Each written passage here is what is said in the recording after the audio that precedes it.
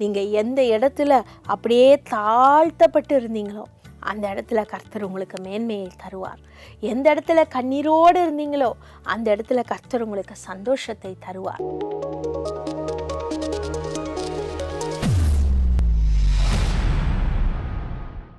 பிரியமானவர்களே, உங்கள் அனைவருக்கும் இயேசு கிறிஸ்துவின் நாமத்தில் என்னுடைய வாழ்த்துக்களை தெரிவித்துக் கொள்கிறேன்.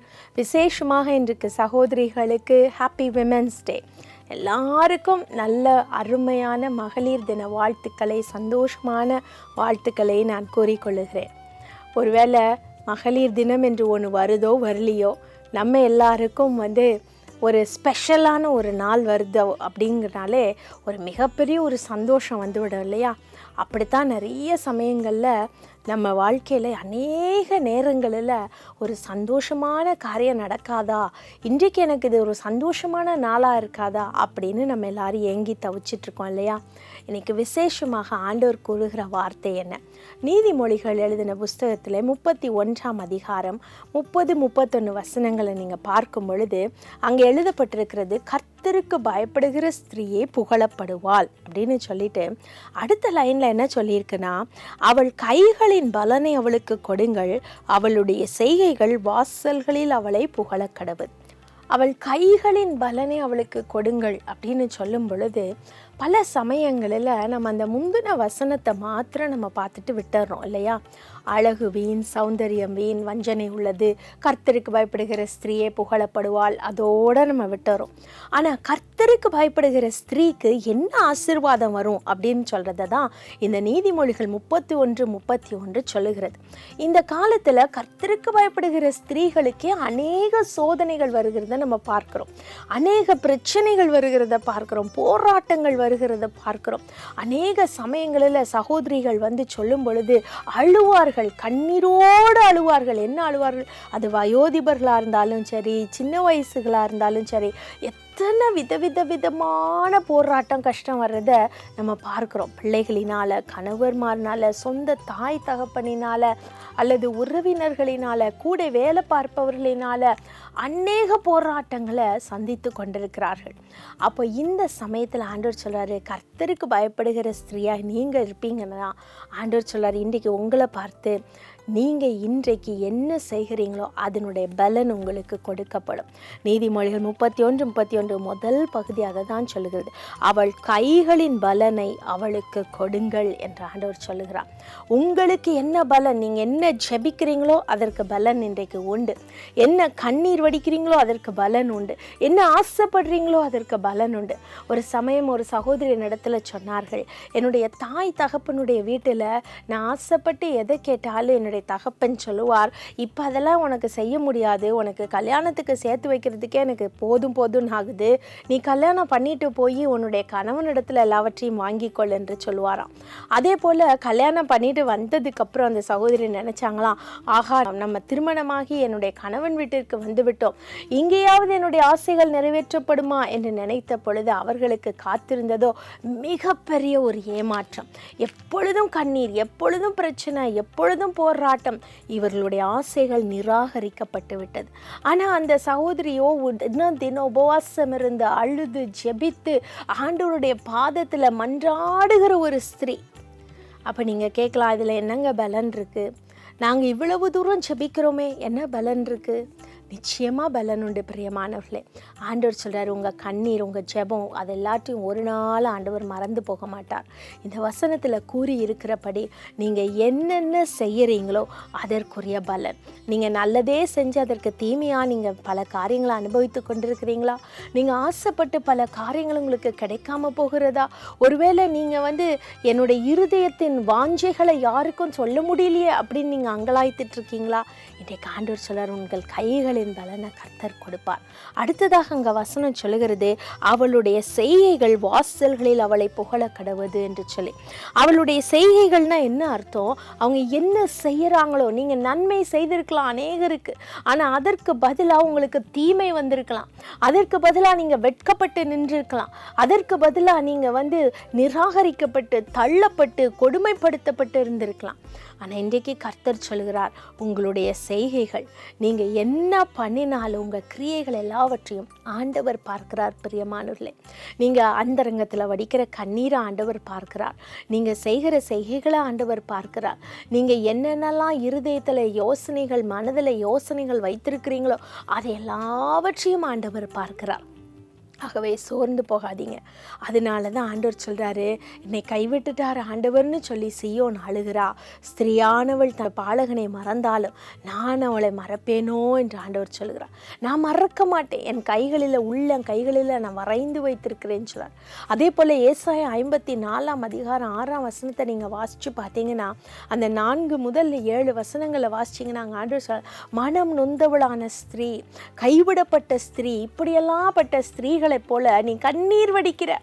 அப்ப ஆண்டவரே என்ன சொல்றாரு, ஒரு கண்ணீர், ஒரு துக்கம், இப்படிலாம் ஒரு கம்பேரிசன் கொடுக்கும் பொழுது மனம் நொந்த ஒரு ஸ்திரீ, கணவரால கைவிடப்பட்ட ஒரு ஸ்திரீ, இப்படிப்பட்ட ஸ்திரீகளுக்கு அதை கம்பேர் பண்றார். அப்ப ஆண்டவர் இந்த சிச்சுவேஷனை கம்பேர் பண்ற அளவிற்கு ஒரு ஸ்திரீயினுடைய இருதயம் நொறுக்கப்படுகிறத கர்த்தர் பார்க்கிறார். அதனால பிரியமான கர்த்தருக்கு பயப்படுகிற ஸ்திரீகளை இன்றைக்கு யோசித்து கவலைப்பட்டு துக்கப்பட்டு இருக்காதீங்க. ஆண்டவர் உங்கள் கவலைகளையும் துக்கத்தையும் அறிந்திருக்கிறார். உங்கள் செய்கைகளுக்கு தக்க பலன் உண்டாகும், உங்கள் கிரியைகளுக்கு தக்க பலன் உண்டாகும். இதனால நீங்கள் புகழப்படுவீர்கள். நீங்கள் வேதத்தில் பாருங்கள், ஆண்டவராகிய இயேசு கிறிஸ்து சந்தித்த ஸ்திரீகளை பாருங்கள். அதில் ஒரு சில காரியங்களை மாத்திரம் நான் சொல்லுகிறேன். முதல்ல நீங்கள் பார்க்கும் பொழுது பெரும்பாடுள்ள ஸ்திரீ, இந்த பெரும்பாடுள்ள ஸ்திரீயுடைய துக்கம் அநேகருக்கு தெரிந்திருக்கலாம். ஆனால் அந்த துக்கத்தை ஆற்றவோ, அந்த துக்கத்தை சரிப்படுத்தவோ ஒருவரால் முடியவில்லை. அவளுடைய நிலைமை, அவளுடைய சிச்சுவேஷனை மாற்றுவதற்கு ஒருவரால் முடியல. ஆனால் நடந்தது என்ன, இயேசுவின் வஸ்திரத்தை அவள் தொட்ட மாத்திரத்தில் இயேசு அவளை யார் என்று கண்டு, மகளே உன் விசுவாசம் உன்னை ரட்சித்தது, நீ சுகமாய் போன்னு சொல்றார், நீ சமாதானத்தோட போ அப்படின்னு சொல்றார். அப்ப அவளுடைய துக்கம், அவளுடைய வேதனை இயேசு கிறிஸ்து அறிந்திருந்தார். எத்தனையோ பேர் அந்த வஸ்திரத்தை தொட்டிருக்கலாம் அன்னைக்கு. ஆனால் தன்னுடைய இருதயம் நொறுங்குண்டவளாய், தனக்கு ஒரு ஹீலிங் வேணும், ஒரு சுகம் வேணும், தன்னுடைய நிலைமை மாறணும் என்று சொல்லி அவள் ஆண்டவருடைய வஸ்திரத்தை தொட்டாலே அதை ஆண்டவர் அறிந்திருந்தார். கூட்டத்தின் மத்தியில மறக்கப்பட்டவளாய், நிராகரிக்கப்பட்டவளாய் இருந்தாலும் இயேசு நின்று என்னை தொட்டது யார் என்று கேட்டார். அவள் தன்னைத்தானே வெளிப்படுத்துகிறாள். அப்போ ஆண்டவர் சொல்றாரு, நீ உன் விசுவாசம் பெரியது, நீ சமாதானத்தோட போ. அவளுடைய பிணி நீங்கினது, வியாதி நீங்கினது. அவள் ஒரு சாட்சியாய் அங்கே பிரதிபலிக்கப்படுகிறாள். அவள் ஒரு சாட்சியாய் அங்கே மாறுகிறாள். அடுத்ததாக நீங்கள் பாருங்களேன், நாயின் ஒரு விதவை. அந்த நாயின் ஒரு விதவை அழுதுகிட்டே போறா தன்னுடைய மகனை தூக்கிட்டு. அவள் விதவை, கணவன் கிடையாது, அவளுக்கு ஒரே மகன். அந்த ஒரே மகன் மரித்து போய்விட்டான். அப்போ அந்த ஸ்திரீயினுடைய நிலைமை எப்படி இருந்திருக்கும் பாருங்க. அவளுக்கு எதிர்காலம் இல்லை, அவளுக்கு ஒரு விதத்திலும் ஒரு நம்பிக்கை இல்லை. அந்த இப்போவே ஸ்திரீகள் ஒரு ஆண் துணை இல்லாமல் இருக்க முடியாது என்று நினைக்கின்ற காலங்களாக இருக்கிறது. அப்போ அந்த காலத்தில் யோசிச்சு பாருங்க, ஒரு பேட்ரியார்கல் சொசைட்டி, ஒரு ஆணை சுற்றி இருக்கிற ஒரு சமுதாயம். அந்த சமுதாயத்தில் கணவனும் இல்லாமல் மகனும் இல்லாமல் அந்த ஸ்திரீ என்ன செய்வாள்? அவள் தவித்து கொண்டிருந்திருப்பாள் இல்லையா? அவள் அந்த ஸ்திரீ தன்னுடைய மகனுடைய பாடையை சுமந்துட்டு போகும் பொழுது இயேசு அங்கே நின்று, ஸ்திரீயே அழாதே என்று சொன்னார். woman don't cry என்று சொன்னார். அங்கே எத்தனை பேர் இருந்திருப்பாங்க இல்லையா? ஆனால் இயேசு அந்த விதவையின் கண்ணீரை பார்த்தார். இயேசு பார்த்தார். அப்படி நீங்க கண்ணீர் வடிக்கிறது, அதை தான் சொன்னேன். நீங்க அந்தரங்கத்தில் வடிக்கிற கண்ணீர், உங்கள் செயல்கள் எல்லாவற்றையும் கர்த்தர் பார்க்கிறவராயிருக்கிறார். ஏசு நின்று அழாதே என்று சொன்னது மாத்திரம் இல்லை, பாடையை தொட்டார். அந்த செத்து போன மகன் உயிரோடு எழுந்தான். கர்த்தர் அவனுடைய தாயினிடத்தில் ஒப்பு கொடுத்தார். இன்றைக்கு நீங்க வடிக்கிற கண்ணீருக்கெல்லாம் ஒரு பலன் உண்டு. மூன்றாவதாக, இன்னொரு விதவை தாய் ஆலயத்தில் காசு போடுறான். 2 காசு தான் இருக்குது அவள்கிட்ட. அப்போ இந்த 2 காசையும் அவள் போடும் பொழுது அங்கே வேதம் சொல்லுகிறது, தன் ஜீவனத்துக்கு உண்டான எல்லாவற்றையும் அவள் போட்டு விட்டாளாம். அப்போ ஜீவனத்துக்கு உண்டான எல்லாம்னா whatever she had in her hands எல்லாத்தையும் போட்டுட்டா. அவளுடைய வாழ்க்கை இனிமேல் அவள் வீட்டுக்கு வாடகை கட்டுவாளா, அவள் சாப்பாட்டுக்கு என்ன பண்ணுவா, அவளுடைய ஃப்யூச்சருக்கு என்ன பண்ணுவா, அவளுக்கு செலவுகளுக்கு என்ன பண்ணுவா, ஒன்றும் கிடையாது. அதை கொண்டு வந்து ஆலயத்தில் போட்டுட்டா. அந்த ஆலயத்தில் எத்தனையோ பேர் காணிக்க போட்டாங்க. ஆனால் இயேசு அவளை கண்டார், அவள் புகழப்பட்டாள். இந்த விதவை பரலோகத்தில் மிகப்பெரிய ஒரு அங்கீகாரத்தை பெற்றுக்கொண்டாள். உலகத்தில் யாரும் அவளை கவனிக்கல, உலகத்தில் யாருமே அவளை பார்க்கல, சட்டை கூட பண்ணலை. ஆனால் அவள் போட்ட அந்த 2 காசு பரலோகத்தில் எழுதப்பட்டது. ஏசு சொன்னார், இவளே, இவ போட்டதுதான்ப்பா பெருசு. இத்தனை பேர் ஐஸ்வர்யவான்கள்லாம் போட்டாங்க. ஐஸ்வர்யவான்கள் போட்டதெல்லாம் அவர்களுக்கு இருந்த மிகுதியிலிருந்து போட்டார்கள்.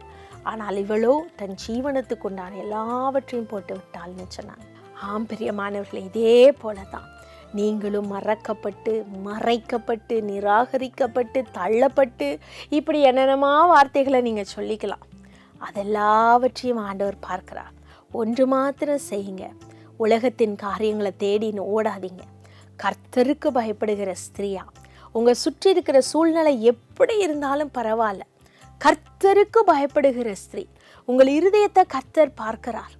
அவர் உங்களுக்கு பலன் அளிப்பார், அவர் உங்களுக்கு புகழ்ச்சியை தருவார். நீங்கள் எந்த இடத்துல அப்படியே தாழ்த்தப்பட்டு இருந்தீங்களோ அந்த இடத்துல கர்த்தர் உங்களுக்கு மேன்மையை தருவார். எந்த இடத்துல கண்ணீரோடு இருந்தீங்களோ அந்த இடத்துல கர்த்தர் உங்களுக்கு சந்தோஷத்தை தருவார். எந்த இடத்துல குற்றப்படுத்தப்பட்டு எல்லாராலும் ஒதுக்கப்பட்டு இருந்தீங்களோ அந்த இடத்துல கர்த்தர் உங்களை எல்லாரும் அங்கீகரிக்கும்படியாய் வைப்பார். உங்களுடைய ஜெபத்தினால் இது நடந்தது என்று சொல்லி எல்லாரும் புரிந்து கொள்வார்கள். உங்களுடைய செய்கையினால் இது நடந்தது என்று சொல்லி எல்லாரும் உங்களை புகழுவார்கள். அதுதான் கர்த்தருக்கு பயப்படுகிற ஸ்திரீக்கு கிடைக்கிற கனம். அதுக்கு ஒரே கண்டிஷன் தான், ஆண்டவருடைய பிள்ளையா நடங்க. தோற்றத்தை விட்டு விடுங்க, நம்முடைய மற்ற விதமான அந்தஸ்துகளை விட்டுருங்க, படிப்புகளை விட்டுருங்க, உங்களுடைய கனங்களை விட்டுருங்க, உங்களுடைய பெருமைகளை விட்டுருங்க. எல்லாவற்றையும் ஆண்டவருடைய சமூகத்தில் போய் ஒப்பு கொடுத்துருங்க. என்ன வேலை வேணாலும் நீங்கள் செய்யலாம், என்ன வேலை இல்லாமலும் இருக்கலாம், இல்லை வீட்டை பார்த்துக்கிட்டு இருக்கலாம், என்ன காரியத்தை நீங்கள் செஞ்சாலும் சரி, whatever be your life, just submit everything in the Lord's hands. கர்த்தர் அதை பொறுப்பில் எடுத்துக் கொள்வார், உங்களை கனப்படுத்தி சந்தோஷப்படுத்துவார். நாம் ஜெபிப்போமா? அன்புள்ள இயேசப்பா, ஆண்டவரே, இந்த சிறப்பான தினத்தில் அருமையான சகோதரிகள் எல்லாருக்காக நான் ஜெபிக்கிறேன்ப்பா. எந்தெந்த இடத்துல பிள்ளைகள் எந்தெந்த இடத்துல சோகத்தோடு தலையை குனிய போட்டுட்டு நின்றாங்களோ அந்த இடத்துலலாம் அப்பா பிள்ளைகளை மேன்மைப்படுத்தும். நீர் அவர்களுடைய கண்ணீரை காண்கிற தேவன் ஆண்டவரே, அதை தான் நாங்கள் வேதத்தில் பார்க்கிறோம். மனம் நொந்தவளான ஸ்திரீ, கைவிடப்பட்ட ஸ்திரீ, இப்படிப்பட்ட நெகிழப்பட்ட ஒரு வாழ்க்கையை அவர்கள் வாழ்ந்து கொண்டிருந்தாலும் அப்பா, இன்றைக்கு அவர்கள் உமக்கு பயப்படுகிறது நிமித்தம் நீர் எப்படி உம்முடைய வாழ்க்கையில அநேக ஸ்திரீகளை நீர் உயர்த்தி வைத்து புகழ்ந்து அவர்களுக்கு ஆறுதலை கொடுத்து அவர்களுக்கு விடுதலையை கொடுத்தீரோ, அதே போல இந்த பிள்ளைகளுடைய வாழ்க்கையிலும் செய்தருளும் ஆண்டவரே, செய்தருளும். அவர்கள் ஒரு வேளை உம்மை விட்டு தூரமாக போயிருக்கலாம், கஷ்டத்தினால கண்ணீரினால ஜெப வேலையை குறைத்திருக்கலாம், சோர்ந்து போயிருந்திருக்கலாம். நான் என்ன செய்வேன் ஆண்டவரே என்று சொல்லி ஆண்டவரை பார்த்து முறுமுறுத்திருக்கலாம். ஆண்டவரே, இன்றைக்கு அவருடைய பாவங்களை மன்னித்தருளும், தவறுகளை மன்னித்தருளும், அவர்களுக்கு வேண்டிய ஆறுதலை கொடுத்தருளும். அவர்களோடு பேசும் பரிசுத்த ஆவியானவரே, நீர் அவர்களோடு கூட பேசி அவர்களோடு கூட இருந்து பல காரியங்களை வெளிப்படுத்தி என்ன செய்ய வேண்டும், ஏது செய்ய வேண்டும் என்ற ஞானத்தை கொடுத்தருளும். நொறுங்குண்ட இருதயத்தை திடப்படுத்துவீராக. உம்முடைய கரம் அவர்களோடு கூட இருந்து அவர்களை நடத்தட்டும். இயேசுவின் நாமத்தில் ஜெபிக்கிறேன் நல்ல பிதாவே, ஆமென்.